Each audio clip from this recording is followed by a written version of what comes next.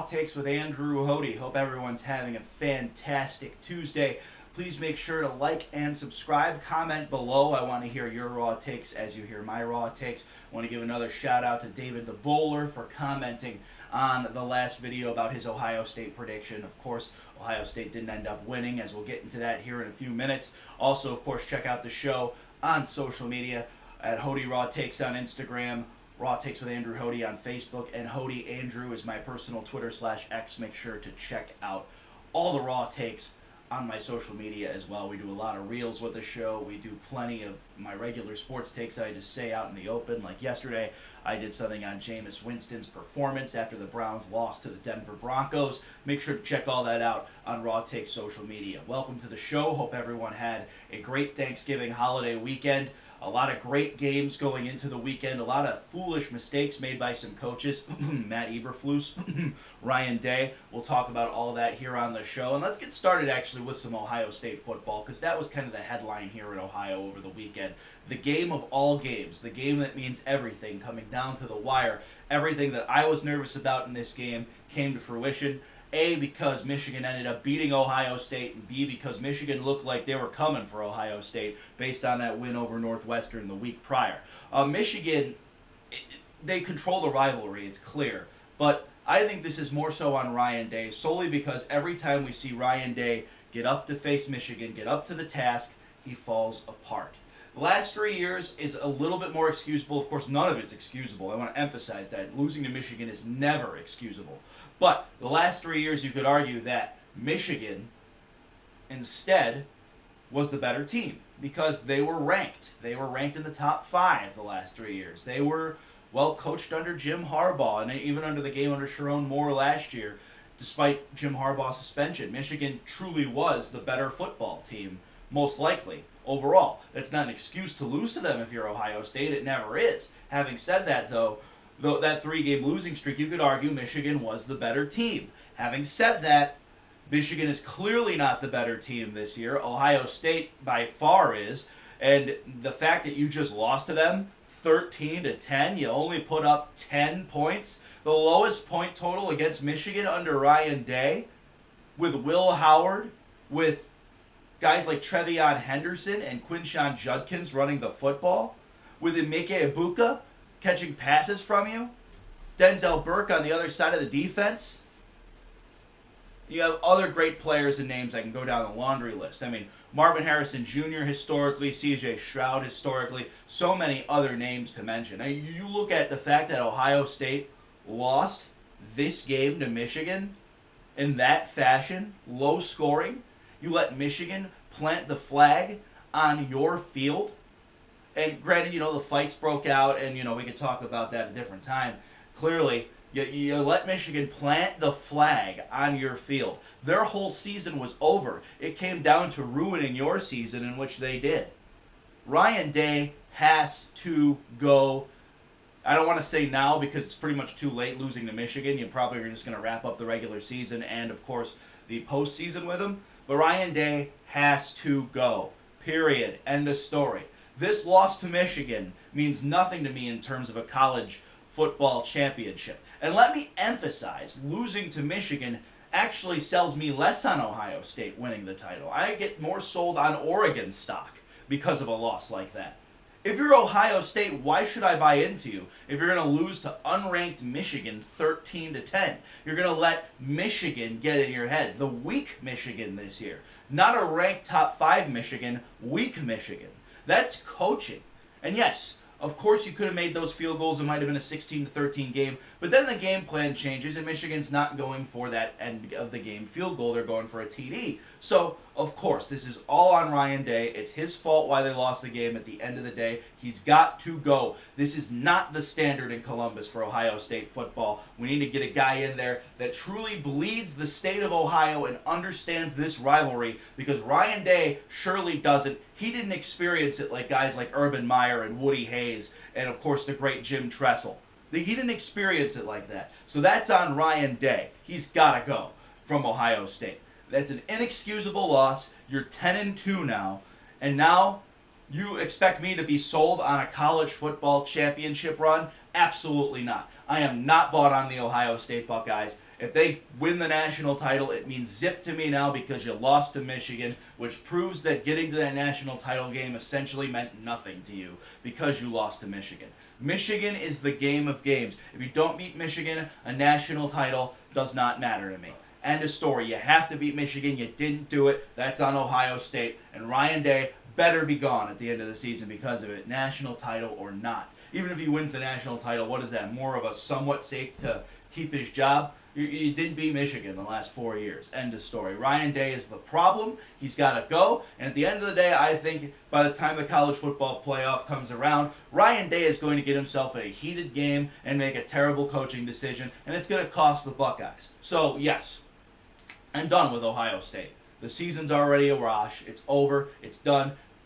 They can try all they want to win the national title, and then maybe you could say, oh, you did it, but Michigan didn't. Yet Michigan still beat you, and Michigan will still have the bragging rights of, oh, we beat the national championship. So, yeah, absolutely not. That's on Ryan Day. He's got to get out of here. The Cleveland Browns last night, losing to the Denver Broncos 41-32. Jameis Winston with a couple of pick sixes and an interception that pretty much wrapped the game up. The game's on Jameis Winston. Those two interceptions at the end of the game were inexcusable. The interception earlier on in the game was completely understandable given the fact the Browns were starting to make a comeback win. And as I said, interceptions don't matter to me unless they cost you games. And, of course, they cost the Browns this game. That's not coaching. Kevin Stefanski called a great game plan with Ken Dorsey. I don't put that on either one of those guys. The Browns' offense looked efficient, good, and ready to play last night. Jerry Jeudy, of course, making a statement against his former team. He did a little bit of the hand waving and the trash talking and all that. This loss is explicitly on Jameis Winston. You don't throw those picks in crucial situations, you win this ball game. End of story. But it was a great Monday night game overall. The Denver Broncos are the better team. They've proved it all season long. I'm glad the Browns made it a game. I'm glad they made some great coaching decisions down the stretch to try to make it a football game. But the Browns clinch a losing season, and of course the odds of the playoffs at this point, I believe we're officially eliminated. And if we're not officially eliminated yet, the chances of it are very bleak. Other than that, I think Kevin Stefanski has stepped it up as a coach the last few weeks in particular. I can't put interceptions on him. He's not out there executing those plays. That's on Jameis Winston. Jameis Winston, for as fun as he's been, for as great and energetic and the leadership we've seen him bring to the Cleveland Browns, his biggest flaw is still those interceptions. It's still those turnovers, and it ended up costing us yesterday. And because of that, the Cleveland Browns are now looking at a 3-9 season. But I will say, obviously the season's over, but we could try to ruin Pittsburgh's chances a little bit next week. However, I can't take the Browns to just beat Pittsburgh, because at the end of the day, the Browns have not won a regular season game in Pittsburgh since 2003. Tim Couch was still on the team the last time the Browns won a regular season game in Pittsburgh. Baker Mayfield won a playoff game there, but we've never won a regular season game there. So I have no doubt in my mind that it's going to be a struggle to try to win that game over Pittsburgh. The Browns have an opportunity to do so. I think Jameis Winston could put up some good numbers, but that ferocious Steeler defense, I think, is going to play really tough against the Cleveland Browns, especially if Jameis Winston is as turnover-prone as he is. They just clobbered Cincinnati the other day. Might be actually the game of the weekend. It wasn't in prime time, probably should have been, but the Steelers, their offense just torched Cincinnati's defense the whole time. Joe Burrow's putting up career numbers. I mean, how many 30-point games can the Cincinnati Bengals have and still end up all having them in L's? It's unbelievable. Joe Burrow is clearly not the problem in Cincinnati, and it's not Jamar Chase, it's not T. Higgins. I don't know how you mend the relationship with some of those wide receivers because the Cincinnati Bengals haven't paid them yet. This is all an organizational failure on behalf of Cincinnati. That goes on Mike Brown because we know his cheap history. We know he kept Marvin Lewis way too long than he should have. And we know that Zach Taylor is probably not the answer in Cincinnati as of right now. It looked like he was last year because they went 9-8 with Jake Browning playing half the year. But now looking at Cincinnati at 4-8 with Joe Burrow fully healthy and the offense clicking on all cylinders, and you're losing games, you're 4-8 with a quarterback that's scoring 30-plus points per game?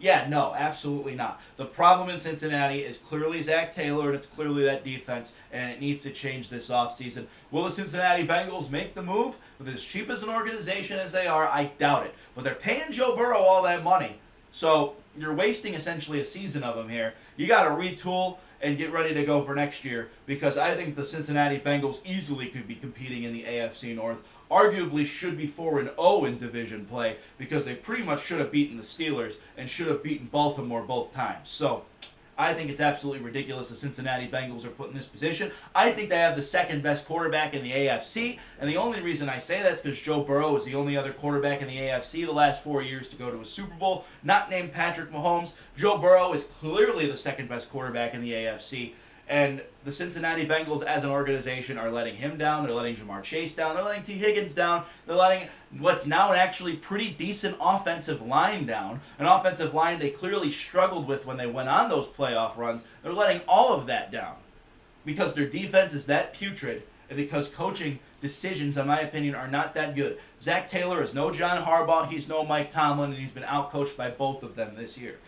So yes, Cincinnati's got some major problems on their hands, but that was a good shootout game, and Russell Wilson did arrive in that game. That was definitely his best career game as a Steeler, probably his best career game since we saw him in a Seattle Seahawks uniform. But ultimately, I'm still not sold on the Pittsburgh Steelers maybe even winning a playoff game. If they get Denver in round one, I'd take the Broncos. If they get the Chargers in round one, I'd take the Chargers.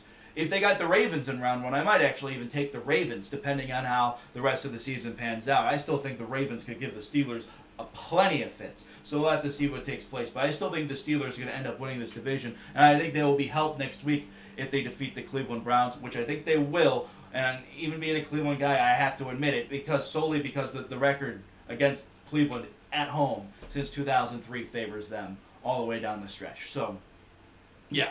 We'll have to see what the Pittsburgh Steelers end up doing down their way. But Russell Wilson was clicking on all cylinders. I think that's more so Cincinnati's defense not stopping a cold more than it is Russell Wilson being the best player on the field. Because Joe Burrow had one hell of a day, too, with a really good defense in front of him with the Pittsburgh Steelers. And T.J. Watt became a little bit more of a difference maker in that game than he did against the Cleveland Browns. And the Cleveland Browns, there was no T.J. Watt to be seen. So that's credit to the Pittsburgh Steelers for getting it done against the Cincinnati Bengals. And that's on Cincinnati for being an organizational mess as of right now with one of the best quarterbacks in the sport. It's honestly a damn shame.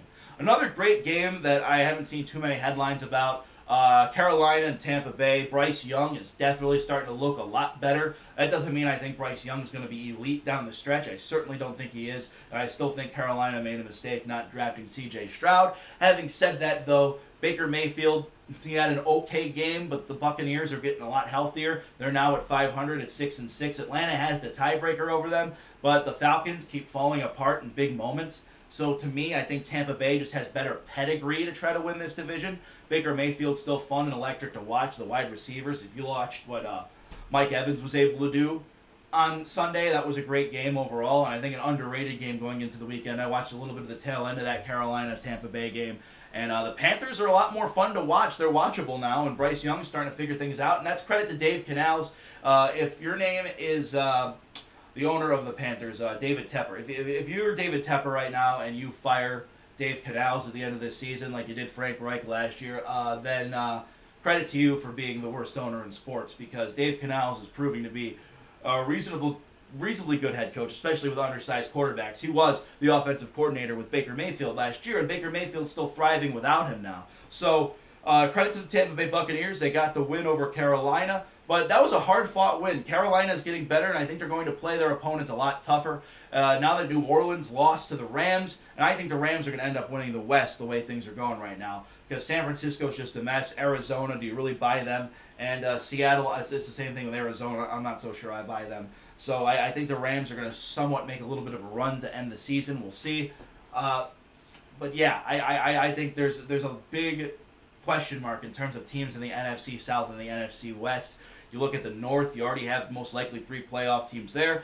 Credit to Kevin O'Connell right now, beating the Cardinals this weekend. Kevin O'Connell, in my opinion, is the coach of the year. There's other great candidates. Maybe Dan Campbell deserves it more. It wouldn't surprise me if he does. Great candidates out there for coach of the year, but Kevin O'Connell took Sam Darnold, who's probably the comeback player of the year, to a 10-2 record. So, I think the Vikings deserve a lot of credit for that. Granted, I think the Vikings have kind of had a little bit of a cupcake schedule, but the Vikings have played really, really well in a lot of the games they've played, and because of that, you're given the schedule in front of you.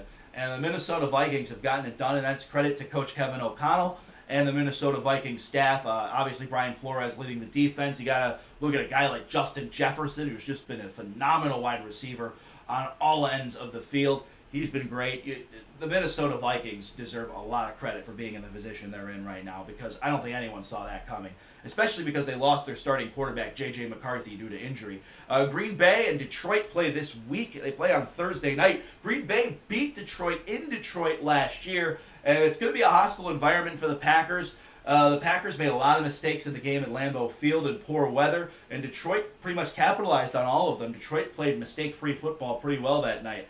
And they beat the Packers pretty much handedly compared to the other two divisional opponents. They let the Chicago Bears kind of come back in that game, and I'll talk about Chicago here in just a minute. But, looking at the Detroit Lions, it's going to be a big game for them on Thursday night, and a game they actually probably need to must-win. It's probably a must-win game for them. They do have the tiebreaker over Minnesota either way, so they wouldn't lose their division standing, and Green Bay would still be game only behind them. But granted, Green Bay's kind of on your tail right now, and so is Minnesota. Detroit, even though they are 11-1, they have to kind of win down the stretch because the NFC North has a lot of good football teams in it. I think the Detroit Lions happen to be the best of those good football teams. But yeah, divisional games are weird, and it's at home, and you have the crowd to your advantage. If you're the Detroit Lions, you got to take care of business against the Green Bay Packers on Thursday night. It's crucial that you do. If you're Jared Goff, you got to play mistake-free football yet again, essentially. I mean, I know we've seen games where he threw 5 interceptions and the Lions still win, but, you can't do that against the Green Bay Packers. I believe you could do that against the Houston Texans and still win. We saw it. So I don't think you can do that against the Green Bay Packers and win a game. And Green Bay's defense isn't necessarily good, but it's not bad. They're a pretty average to above average defense, I'd say. And Jordan Love is playing at a very good level, and Green Bay's kind of been under the radar again. Not many people are talking about them. They're 9-3, and they just beat the Miami Dolphins pretty handily. So we'll have to see what takes place with that game on Thursday night. But that's going to be big for the Detroit Lions to really keep their foot on the gas. They can't take it and put it on the brake just yet because they still haven't won this division, and Minnesota and Green Bay are on their tail. They really, really are. So that's something to keep in mind. Having said that, too, before we wrap things up with football, there was one other game I wanted to mention, speaking of the Detroit Lions, and that was our game against the Chicago Bears. Ended up costing Matt Eberflus his job, not calling a timeout within 32 seconds. Ryan Poles will stay the GM and lead the new head coaching search. In terms of that, I've talked about how I'm not a huge Caleb Williams fan. Still am not. He did not look great on that last drive, and he definitely didn't look good in the first half of that game. But he still led a comeback for the Chicago Bears to put them in position to win the game. And even though Williams had a bad last drive, I still think Matt Eberflus deserves a lot more flack for it, and he rightfully lost his job because of it. Matt Eberflus was the wrong man for this job. He lost a lot of close games. The Chicago Bears already are a mess, and so Eberflus, to me, was hands down the problem with the Chicago Bears. And the fact you don't call a timeout with 32 seconds to go and make it the last play of the game to essentially be a Hail Mary, that's coaching. Because you should take that timeout and get into field goal range and tie the game. But instead, you lose the game, and the Detroit Lions win on Thanksgiving, and they're eating that turkey and celebrating because of it. So the Bears had made the right move here. They fired the guy who was the problem, and that was Matt Eberflus. And he's done.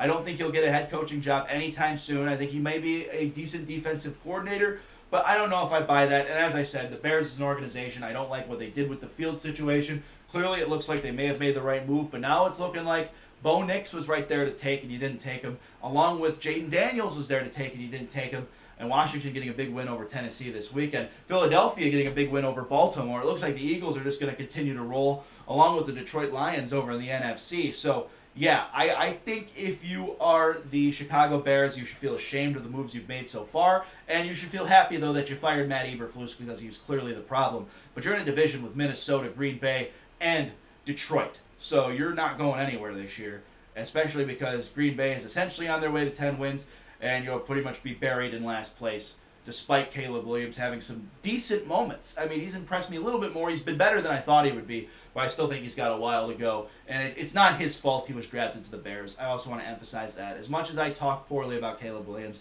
it's not his fault that he went to Chicago. The organization is going to have to do a lot to help him, or Caleb Williams is going to have to overcome the organization. We've seen Joe Burrow overcome the Bengals organization. It's possible. We've seen QBs do it, but that's going to be on Caleb Williams or the Bears organization to figure out.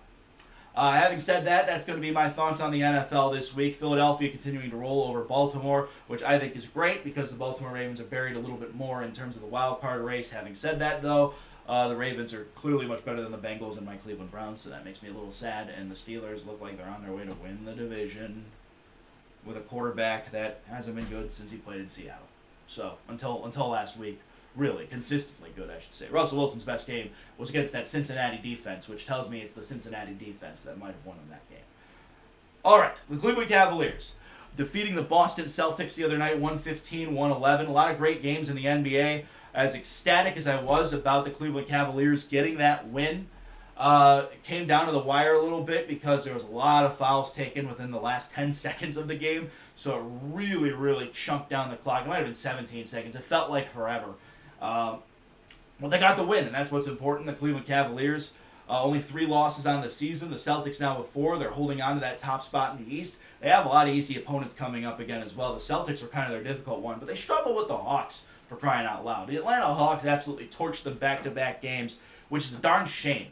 Because the Cleveland Cavaliers are clearly a much better team than the Atlanta Hawks. But it's the NBA. You're going to lose to teams like that. It happens. It's how the NBA works. It's like the NFL. Any given day, you could lose to anyone in the NBA. That's just how the league works. Having said that, though, the Cleveland Cavaliers still look like they're on a great trajectory. Donovan Mitchell absolutely took over that game. He was a bigger X factor than Jason Tatum was for the Boston Celtics. Kristaps Porzingis probably should have been a bigger X factor, too, in terms of other players on Boston's lineup. You look at Peyton Pritchard and the player he looked like the other night. Peyton Pritchard was absolutely phenomenal for the Celtics, by the way. And it shows why I think the Cavs and the Celtics have the 2 best benches in the NBA. Peyton Pritchard just went off. So props to the Boston Celtics for that, but it wasn't enough to win the game. Having said that, though, I still would say the Boston Celtics are probably a much better constructed team than the Cleveland Cavaliers right now. But the Cleveland Cavaliers are going to fight in the Eastern Conference. Right now, that looks like our Eastern Conference Finals matchup right now. So I think we better get used to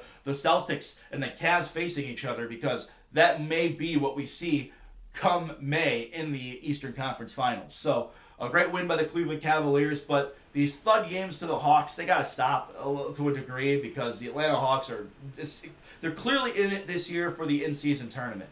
Having said that about the rest of the NBA, Oklahoma City without Shed Holmgren has been playing phenomenal, and that's credit to SGA. Shai Gilgeous-Alexander is a phenomenal basketball player, and the Oklahoma City Thunder have taken off because of him. I want to give props to Ime Udoka because the Houston Rockets look really good right now to start the year. And I don't think anyone thought they were going to take that major step that they have so far. But the Houston Rockets look like they're in it, and they're going to compete with the Golden State Warriors and the Oklahoma City Thunder right now. Denver's kind of down the standings, but I think the Nuggets figure it out within due time.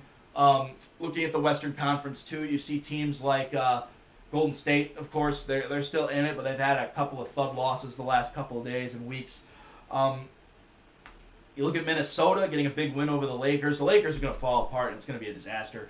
J.J. Redick, I think, was still a bad hire, and clearly all designed to make LeBron happy. And LeBron James is clearly not the same superstar he once was. He's on his way to retirement. I think the Lakers just trying to make LeBron happy instead of focusing to championships is not Laker basketball, but that is what it is. The Clippers have kind of fallen apart as of late, which is to be expected. They're just too old. I'm not sold on the Clippers because of their age. That's where I really stand with the LA Clippers as well. But really, to me, the West is going to run through probably Oklahoma City. The Houston Rockets, if they keep making a case like this, they could be up there within the top 4 of the Western Conference.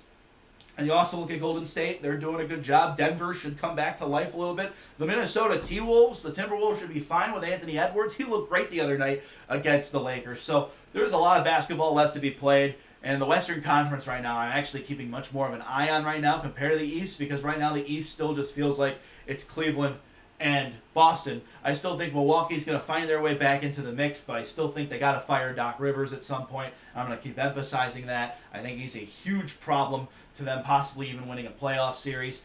Indiana's still Indiana. I think they're going to be a lower seed, but they're still a great offensive team with Tyrese Halliburton. The Miami Heat never take the regular season seriously, but the Miami Heat's always a tough route in the first round of the playoffs to face, and Eric Spoelstra knows what he's doing, so the Miami Heat going to step it up at some point. They might, so I keep an eye on them still. And Orlando looks really good. I don't think they've lost at home yet. I might be wrong on that. They might have since, but last I checked, Orlando hasn't lost at home. So there's a lot of great teams in the NBA right now that the Cavs have to kind of look out for. But right now, to me, I think the Cavs' number one target is the Boston Celtics, and they got to top topple over them. The New York Knicks have not been the squad I think anyone thought they'd be yet either. I think they still have a long way to go. But the Knicks have had some pretty good moments too.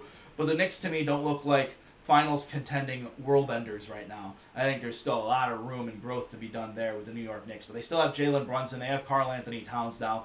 The Knicks roster on paper looks really good. That's going to be it for today's edition of Raw Takes with Andrew Hoty. Hope everyone has a great rest of your week. We will be back later this week with another edition of the show. Like, subscribe, comment below. I want to hear your raw takes as you hear my raw takes. Check out the show on social media. All the links are in the comments. Not the comments, I should say the description. The links to my social media pages are there too. I should probably mention that at the beginning of the show as well. We'll also do Short Takes Saturday, of course, this upcoming Saturday. We'll probably go over a little bit of the college football championship games, probably the NBA. We'll talk a little bit about a preview of some of the NFL games as well. So plenty to get to this week on Raw Takes. Stick around. Happy December, everybody. Hope you had a wonderful Thanksgiving. A great slate of football and basketball going into this weekend as well. I'm Andrew Hoty. Those are my Raw Takes. We'll be back later this week. Have a good one, everybody.